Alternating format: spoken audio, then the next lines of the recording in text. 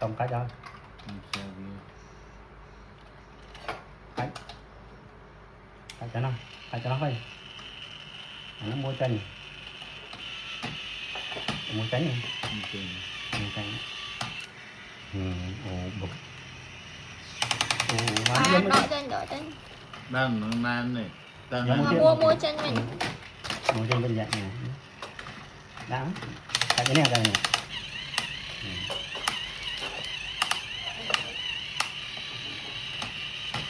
Cách cho vay. Cái này.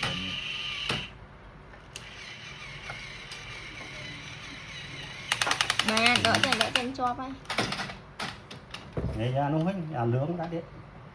Như thế này. Lương. Mua đã mua này. Mua lớn. Cách mà này. Cách mà lơ này. Đây. Đang muốn Mẹ này là cái thầyของcon liền. Đâu rồi? Này.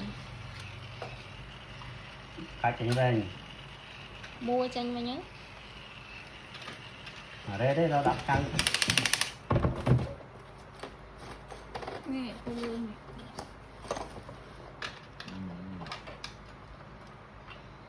Cách này. Mà này. Không phải.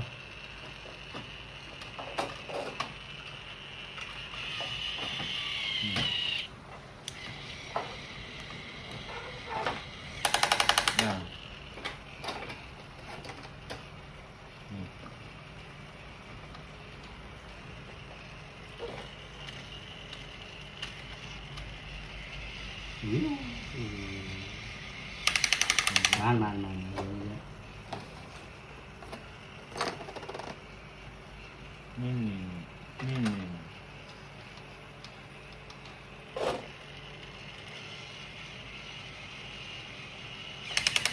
Nhìn